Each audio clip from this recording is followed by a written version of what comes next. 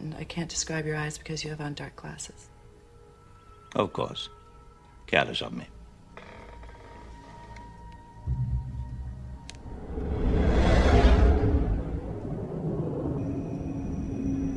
You have no eyes. Yes, I have no eyes.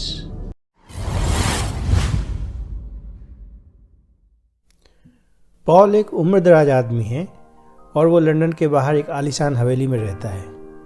वो काफ़ी famous लेखक और पेंटर होता है और इसलिए काफ़ी अमीर भी होता है। पर करीब 4 साल पहले हुए एक कार एक्सीडेंट में उसकी दोनों आंखें चली गई होती हैं, जिससे वो अंधा हो गया होता है।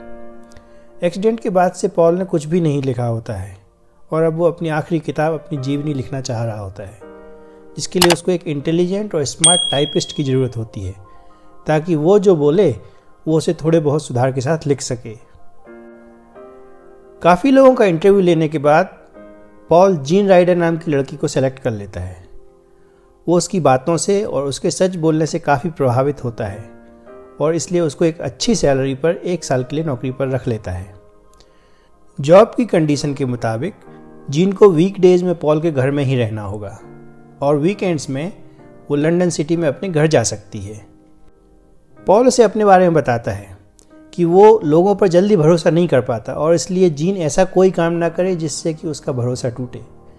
पॉल आगे बताता है कि अंधे होने के बावजूद उसे अंधेरे और बंद जगहों से बहुत डर लगता है। पॉल के घर में पॉल के अलावा उसकी एक नौकरानी मिसेस किलब्राइड होती है, जो कि खाना बनाने और साफ़ सफाई का काम किया करती है। वो हफ्ते के 6 दिन सुबह 7 बजे से शाम 7 बजे तक वहाँ रहती है और संडे को उनकी छुट्टी होती है। अगले दिन से ही किताब लिखने का काम शुरू हो जाता है। किताब को नाम दिया जाता है अ क्लोज्ड बुक। जो भी पॉल बोलता जाता, जीन उसको थोड़े से सजेशंस के बाद फाइनल करके लिखती जाती। धीरे धीरे दिन गुजरने लगते हैं।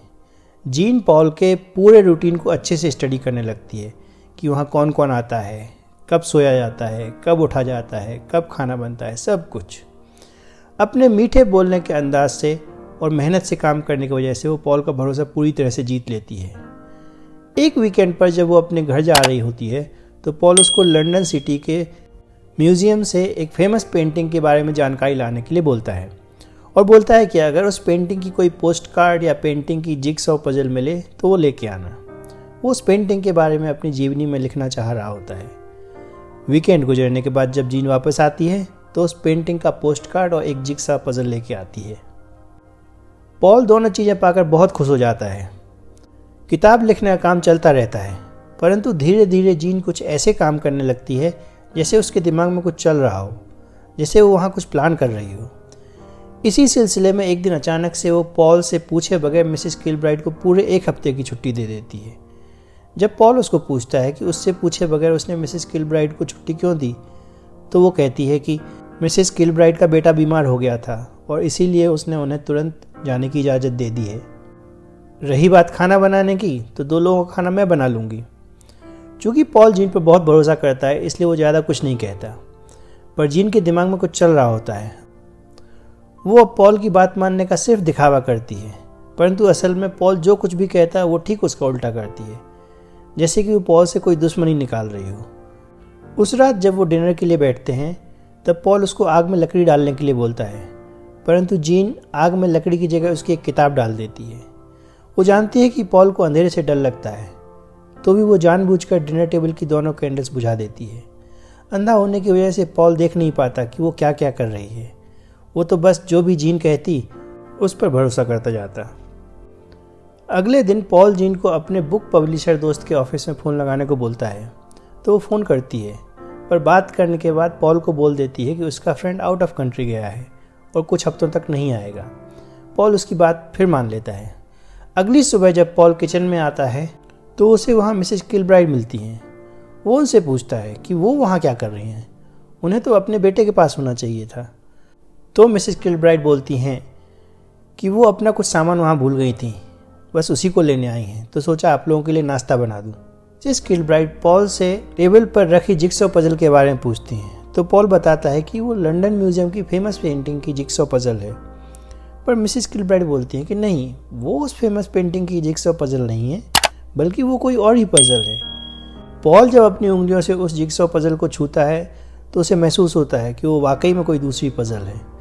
पहली बार पॉल को एहसास होता है कि जीन उससे झूठ बोल रही है। मिसेस किलब्राइट के जाने के बाद पॉल जीन को उससे झूठ बोलने और धोखा देने के लिए बहुत डांटता है, पर जीन यह बोलकर उसका भरोसा फिर से जीत लेती है कि उस पेंटिंग की जिग्सॉ पजल वहाँ थी ही नहीं, इसलिए वो ये पजल ले आई और उसने सिर्फ पॉल की खुशी के लिए ऐसा किया है।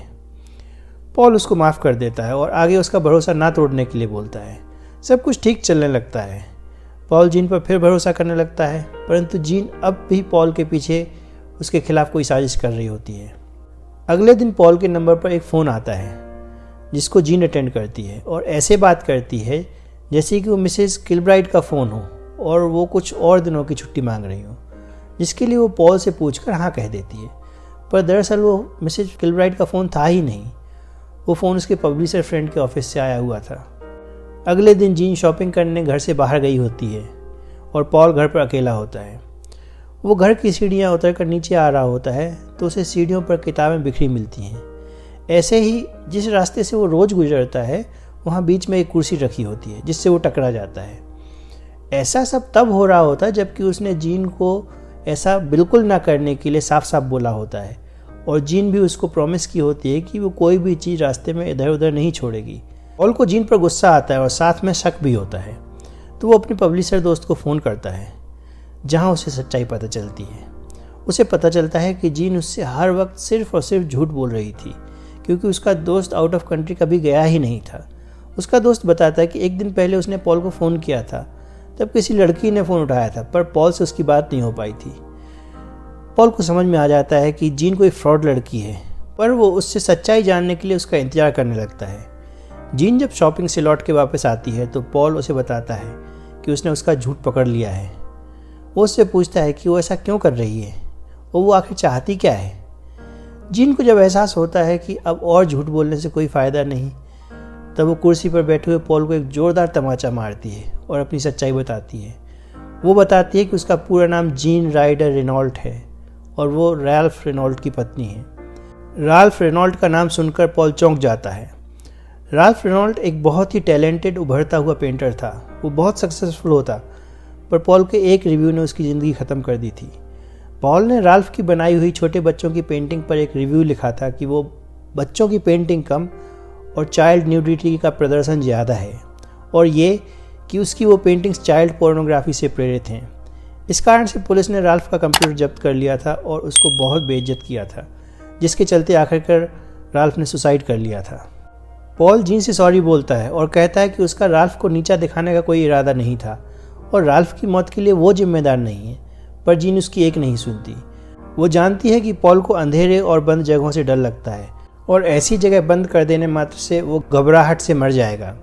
इसलिए वो उसे एक अंधेरी अलमारी में धक्का दे देती है और बाहर से दरवाज़ा बंद कर उसे वहीं मरने के लिए छोड़कर वहाँ से चली जाती है।